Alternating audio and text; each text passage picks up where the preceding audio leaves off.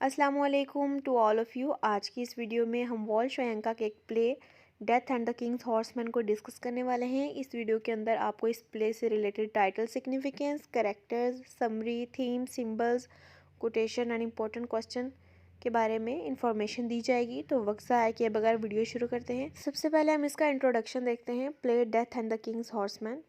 Death and the King's Horseman play tells the story of Alison, the King's Horseman, who is expected to commit ritual suicide following the death of the king, but who is distracted from his duty. The story is based on a historical event. ये जो story है ये true historical event पर based है। इसमें क्या होता है कि एलिसन नाम का करेक्टर है जिसको जो कौन है किंग का हॉर्समैन है। तो वहाँ के इलाके की रिवायत ये होती है कि जैसे ही किंग की डेथ होती है तो वहाँ के जो किंग का हॉर्समैन होता है उसको भी जो है सुसाइड करनी पड़ती है आगे अपने किंग के ऑनर में। पहले हम थोड़ा सा जो ऑथर है उनका इंट्रोडक्शन देख लेते हैं। वॉल श्रृंखला कौन थे, ये इनका एक्चुअल नाम जो है वो लिखा हुआ है। नोन एज वॉल श्रृंखला is a Nigerian born on 13 July 1934. At the age of 88 years, he died. Volshanka is best known as playwright. Alongside his literary career, he has also worked as an actor in theatres in Nigeria and Great Britain. His works also include poetry, novels and essays. तो ये थोड़ा सा short introduction हो गया author का। अब इसके बाद हम सबसे पहले जो है हमारा play death and the King's horseman की टाइटल सिग्निफिकेंस देखते हैं कि इसके टाइटल का क्या मतलब है। Per Yoruba religious tradition, Alison the titular horseman, a title that signifies that he is in service to the king and shares many of the same rights and perks, but without the same responsibilities, must commit ritual suicide so that he can accompany the king to the afterlife. अब इसमें title में the death and the King's horseman, horseman जो है king का उसको death उसकी बताई गई है टाइटल में कि जैसा कि वो किंग का हॉर्समैन है उसे इसके साथ बहुत ऑनर भी मिलता है, लेकिन उसकी कुछ रिस्पॉन्सिबिलिटीज़ भी हैं कि किंग के डेथ के बाद उसको भी मरना होता है। किसके लिए, किंग की जो स्पिरिट है उसको आफ्टर लाइफ में सर्व करने के लिए उस हॉर्समैन को भी मरना होता है। अब हम इस प्ले के कैरेक्टर्स देखते हैं। सबसे पहला कैरेक्टर है Elesin. Elesin is the titular. अब हम प्ले के कैरेक्टर्स को डिस्कस करते हैं। सबसे पहला कैरेक्टर है हमारे पास एलिसन का। Who is Elesin? Elesin is the titular horseman of the play. He is a vibrant man who loves life and his role as the king horseman has been able to enjoy it to the fullest. Elesin किस तरह का character है, वो जो life को प्यार करता है और इन्जॉय करने वाला इंसान है, और एक हॉर्समैन की हैसियत से उसे ये सारी अपॉर्चुनिटीज़ मिली और उसने लाइफ को खुल के इंजॉय किया। नेक्स्ट कैरेक्टर है हमारे पास येलोजा का, the mother of the market. She has a close and friendly relationship with Allison, and along with the praise singer, acts as Allison's moral compass and conscious of sorts she wants to please him. Iyaloja mother of market है और वो close friend है किसकी, Allison की, जो main character है horseman उसकी। और उसके बाद एक और कैरेक्टर बताया गया प्रे सिंगर, वो आगे हम डिस्कस करेंगे। और येलोजा चाहती है कि वो एलिसन को किसी तरीके से प्लीज़ करे। नेक्स्ट कैरेक्टर है हमारे पास the bride, the young woman. A beautiful young woman engage to Iyaloja's son. Harrison catches sight of her and decides he wants to marry her before he dies. She doesn't speak at all in the play and goes along with what Allison and other tell her to do. It's implied that she becomes pregnant with Allison's child. ये beautiful young woman कौन है? ये येलोजा के बेटे की मंगेतर है। और जब एलिसन इसको देखता है तो वो कहता है कि मैं इससे शादी करना चाहता हूँ, क्योंकि अब वो मरने वाला होता है और ये बड़ा ग्रेट काम कर रहा होता है वहाँ के लोगों के मुताबिक। तो वो उसकी हर ख्वाहिश पूरी करते हैं और वो इससे इसकी शादी करवा देते हैं। वो चाहता है कि उसके बाद नेक्स्ट करेक्टर है हमारे पास Simon Pilkings, the district officer in the colonial Nigerian city of Oyo. He is self important, pompous and has no time for the native religious practices which he refers to nonsense and mumbo jumbo because he thinks so little. अब ये कौन है? District officer है वहाँ का और self important person है और इसके लिए रिलीजियस प्रैक्टिसेस के लिए कोई टाइम नहीं है क्योंकि वो इस सब के बारे में बहुत कम सोचता है। नेक्स्ट है ओलंडे का character. Olunde is Elesin oldest son and therefore is next in line to become the king's horseman. 4 years prior to the start of the play, Pilking helped sneak Holland out of Nigeria so he could go to England and train as a doctor. ठीक है, ओलंडे जो है ये horseman का बेटा है और आगे यही होना होता है कि हॉर्समैन का जो बेटा होता है उसी को नेक्स्ट हॉर्समैन बनना होता है उसकी डेथ के बाद। फिर Pilkings help sneak Olunde out of Nigeria. ये पिल्किंग जो है डिस्ट्रिक्ट ऑफिसर वो ओलंडे को हेल्प करता है कि वो नाइजेरिया से निकल कर इंग्लैंड चला जाता है डॉक्टर बनने के लिए। नेक्स्ट करेक्टर है हमारे पास Pilkings wife. She is far more understanding and thoughtful than her husband, तो she has also fully supports Pilking in his works of policing the native population in Nigeria, and at times seems even more dutiful to the cause than he does. She is the one to suggest that they skip the ball so that he can deal with Allison's suicide. Okay, ये पिल्किंग की wife है, काफ़ी understanding और thoughtful है और अपने husband की काफ़ी हेल्प करती है. देन है the praise singer. The praise singer is a man who accompanies Allison and act as a conscious and spiritual guide. After Allison is gone, the praise singer will be one responsible for singing about Allison so that future generation remember him and know who he was. Prayer singer जो है ये सारी guidance देता है कि king के मरने के बाद क्या क्या होता है, जो भी रिचुअल्स हैं. He and Elesin appear to be extremely close and the prayer singer is so sad to lose Elesin to the afterlife. वो काफ़ी सैड होता है कि ये जो है एलिसन मरने वाला है. He offers to accept Elesin back with open arms if the gods and dead king on the other side don't properly honour Elesin. वो कहता है कि अगर एलिसन जो है ये ना भी कुछ करे गॉड और अपने किंग के ऑनर में, तो फिर भी वो मेरे लिए उतना ही इम्पोर्टेंट है. मेरी बाहें उसके लिए हमेशा के लिए खुली हैं. अब हम इस प्ले की समरी स्टार्ट करते हैं. अब अगर मैं समरी को वर्ड बाय वर्ड ट्रांसलेट करूँ तो वीडियो बहुत ज़्यादा लंबी हो जाएगी, इसलिए मैं जो इंपॉर्टेंट पॉइंट्स हैं उनका सीक्वेंस आपको उर्दू में ट्रांसलेट करके बताती हूँ. यहाँ पे व्हेन द प्ले ओपन्स हो रहा है. योरुबा का किंग अभी अभी मरा है. उसके बाद एलिसन है, वो हॉर्समैन है, तो अब उसे वहाँ के योरुबा ट्रेडिशन के मुताबिक अभी मरना है. तो सारे लोग इकट्ठे हुए हैं. Which sounds really important if you ask. वहाँ के लोगों के लिए तो ये बहुत इंपॉर्टेंट है. उसके बाद एक प्रेज सिंगर का आपने करेक्टर पढ़ा हो, companies him is a wee bit dubious that he will be able to make things all the way. ठीक है. Elesin reassures him and the women of the market start getting. अब वो ये बड़े ऑनर का काम है जो कि एलिसन करने वाला है कि वो अपने किंग के लिए मर रहा है. तो अब वो मर रहा है तो बड़ा अजीम काम कर रहा है. वहाँ के लोगों के मुताबिक सब लोग जमा हैं. लेकिन जो एलिसन है वो प्ले के शुरू में उसके करेक्टर में बताया गया था कि वो लाइफ को काफ़ी इंजॉय करने वाला बंदा है. तो Elesin is still interested enough in life. ठीक है. तो लेकिन उसे अब मरना पड़ेगा उस ट्रेडिशन के मुताबिक. तो जो एलोजा होती है वो मदर ऑफ़ द मार्केट है, वो उसे खुश करना चाहती है. तो उसके बेटे की मंगेतर है द प्रीटी गर्ल. वो जो है वो हॉर्समैन कहता है कि मैं उससे शादी करना चाहता हूँ. तो येलोजा उसकी शादी करवा देती है. वो समझती है अब तो ये मर जाएगा, चलो इसकी आखिरी ख्वाहिश पूरी हो जाएगी. After high is about to make a big sacrifice for their people, so how can she turn him down. ठीक है. वो कहती है कि मैं कैसे उसकी बात ना मानूं, क्योंकि वो इतना बड़ा जो ग्रेट काम करने वाला है, तो उसको तो उसकी ख्वाहिश करना पूरी करना मेरे लिए ज़रूरी है.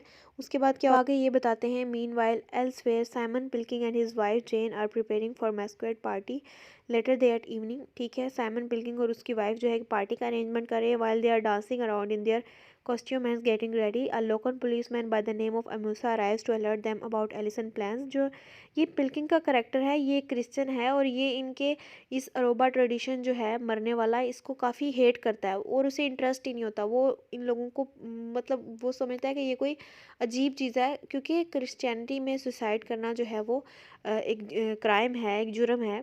तो ये बिल्कुल उसके ख़िलाफ़ होता है. वो चाहता है कि वो खुदकुशी ना करे. After some deliberation managed to offend his servant Joseph pretty deeply. Pilkings sent word to Amusa to have Allison arrested. वो एलिसन को अरेस्ट करने भेजते हैं. He is not going to miss the masquerade ball since the British prince is going to be there. क्योंकि उसके ऊपर एक British Prince आ रहा होता है, तो वो वहाँ जाने के बजाय यहाँ रुकना मुनासिब समझता है. उसके बाद जो है Amusa goes to the market to try to prevent Allison ritual from going off, but the woman driven him away, and so the ritual starts and Allison gets drawn into what seems like a deep trance. अब क्या होता है कि अम्यूसा जाता है वहाँ उनको इस ट्रेडिशन को रोकने के लिए, इस रस्म को रोकने के लिए, लेकिन औरतें उसे पीछे कर देती हैं. उस next Pilkings receive word at the ball that the rituals is still a go, so heads out to interview after the bounces. अब क्या हुआ है, पिल्किंग को पता चला है कि जो है वो रिचुअल्स, वो रस्म अभी तक जारी है, तो वो रुकी नहीं है. तो वो वहाँ से उछलता है कि मैं उसको जाने के लिए रोकूंगा. इसी दौरान जो अलेंडे है एलिसन का बड़ा बेटा, वो आता है और उसे पता चलता है इस सब के बारे में कि जो है किंग मर गया, मेरे बाप को मरना होगा. With the Pilkings helps urging Olunde went to medical school in England. ये तो पहले ही पढ़ चुके हैं हम. Despite their estrangement and the fact that he had left home to live in the West, when he heard that Yoruba king died, ठीक है, ये वही बात आ गई, उसे पता चला, वो आ गया. By listening to the drums in the distance, वो कुछ फासले पर होता है, उसे कुछ ड्रम्स की आवाज़ आती है, तो वो समझता है कि उसका बाप मर गया है और ये सेरेमनी ख़त्म हो चुकी है सारी. तो लेकिन बाद में उसे पता चलता है कि जो साइमन पिकलिंग है वो वहाँ पहुँच गया था और उसने उस रस्म को पूरा होने नहीं दिया और मेरा बाप जो है वो अपनी खिदमत नहीं अंजाम दे पाया, तो उसे बहुत गुस्सा आता है। And Elesin ends up stumbling in handcuff, और वो जो एलिसन को है वो गिरफ्तार करके ले जाते हैं। For his part Olunde is furious at his father for not having completed the rituals before the Englishman could intervene. वो गुस्से है अपने बाप से कि जल्दी जल्दी ये रस्म कंप्लीट क्यों नहीं हुई, तो वो उन्होंने उसे क्यों गिरफ्तार कर लिया, उसे इस बात पे गुस्सा आता है। इस बात पर वो अपने बाप से काफ़ी नाराज़ होता है। उसके बाद येलोजा जो है वो एलिसन के पास जेल में आती है और उसे बताती है कि तुम्हारी कमज़ोरी थी और तुम्हारी जो विल थी वो इतनी स्ट्रांग नहीं थी अपनी जान कुर्बान करने के लिए, इसीलिए तुम इसमें नाकामयाब हो गए हो। But he also believes that he would have got, वो कहता है मैं कर चुका होता अगर ये लोग मुझे अरेस्ट ना करते। Iyaloja then mentions that someone else has had to intervene to help pull the ritual off and prevent total cosmic chaos after Allison failure। वो कहता है तुम्हारे फेलियर के बाद किसी ने उस रस्म को पूरा कर दिया है। Home we wonder who that could be, तो एलिसन पूछता है कि हाँ ऐसा क्या हुआ कि किसने उसे पूरा किया। A large bolt of cloth is brought in and we soon find it contains Olunde's body. अब क्या है, एक कपड़े का एक लोथड़ा आता है बड़ा, उसमें क्या होती है ओलंडे की डेड बॉडी होती है। Apparently Olunde sacrifice himself to try to redeem his father failure. अब ओलंडे ने सुसाइड कर लिया है अपने फादर के फेलियर को कवर करने के लिए, उस रस्म को पूरा करने के लिए। At this revelation Elesin strangles himself with the chains binding him before anyone can stop him. तो ये सुनने के बाद जो है वो एलिसन भी सुसाइड कर लेता है। तो ये थी इसकी समरी। अब हम इसके थीम्स को देखते हैं। सबसे पहला थीम है life and death. And death का थीम हमें एलिसन के करैक्टर और किंग की डेथ से मिलता है कि जो है इस योरुबा रिलीजन में जो है जो हॉर्समैन है उसको किंग के ऑनर में मरना होता है। तो ये लाइफ एंड डेथ का थीम हमें नज़र आया। Women and power. While death and the King's horseman isn't overly about relationship between men and women, observing the way that all the women plays act and are treated by the men around them offer extensive insight. जैसा कि वो पिल्किंग की wife है उसे काफ़ी जो है support कर रही है। उसके अलावा जो the mother of the market है वो भी काफ़ी जो है इस हॉर्समैन के लिए कुछ करती है। In both cultures women are treated as keepers of culture and as the interpreters of their own cultures for others. जो दोनों वुमेन हैं दोनों कल्चर्स में, एक क्रिश्चियन वुमेन में दिखाई गई है एक योरुबा कल्चर में, तो ये दोनों वुमेन जो है अपने कल्चर की ड्यूटीज सर अंजाम देती हुई नज़र आती हैं। अब सबसे बड़ा जो हमें यहाँ पे थीम मिलता है वो है duty and collective responsibility. Death and the King's Horseman is extremely interested in exploring what it means to be the dutiful and honorable to oneself, to one's people and to one's spiritual beliefs। ठीक है, duty is duty. Given that duty is what drives Allison in his attempt to commit suicide and is also what drives Pilking attempts to stop Allison, it's worth considering the ways in which the respective duties of these two men। जो है pickling वो अपनी duty perform कर रहा है क्योंकि वो समझता है कि ये उन पे बड़ा एहसान करेगा एलिसन को बचा के। एलिसन समझता है मेरे लिए मरना बहुत ज़रूरी है, मैं अपने ट्रेडिशन अपने रिलीजन को वो है मैं छोड़ नहीं सकता, उसकी नाफरमानी नहीं कर सकता। तो ड्यूटी एंड कलेक्टिव रिस्पॉन्सिबिलिटी एक थीम में नज़र आता है। उसके बाद colonialism. In the introduction to play Soyinka says outright that it's inappropriate and reductive to consider Death and King's Horseman only as a play about a clash of cultures and the role of colonialism in Nigeria. वो कैसे, एक Nigeria का culture था Yoruba, उसमें किसने interfere किया, Christian ने। Instead he encourages reader and prospective director to focus on the conflict that Allison experiences as he fails to follow through with his suicide for a host of other reasons not related to Pilking's attempt to stop। ठीक है, colonialism का effect हमें कैसे नज़र आता है कि एक मज़हब में जो लोग हैं वो खुल के अपना जो है रिचुअल्स परफॉर्म नहीं कर पा रहे due to interference of others. ठीक है, तो यहाँ पे हमें कॉलोनियलिज्म का भी थीम नज़र आता है। अब हम इस प्ले के जो है इंपॉर्टेंट सिंबल डिस्कस करते हैं। Symbol the captain and the ship. Turn and the ship symbolises the sacrifice the King's horseman will make for the people. ठीक है, motive dancing. Dancing permeates the text. It is the part of ritual and is directly connected to Allison's suicide. Allison, the woman, and the praise singer dance to enact the ritual. However, Pilkings and Jane also dance, but their dance is awkward and representative for their outsider status। ठीक है, dancing का symbol इनके culture को जाहिर कर रहा है। दोनों जगह पे डिफरेंट तरीके से यूज़ हुआ है। वहाँ वो अपनी कल्चरल रिचुअल्स को परफॉर्म कर रहे हैं, जो कि पिल्किंग और उसकी वाइफ का डांस काफ़ी ऑकवर्ड है, तो ये उन्हें आउटसाइडर का स्टेटस उनका शो कर रहा है। इसके बाद सिंबल है the Asian costumes. These costumes symbolize traditional Nigerian culture and are improperly worn by Pilkings and Jain.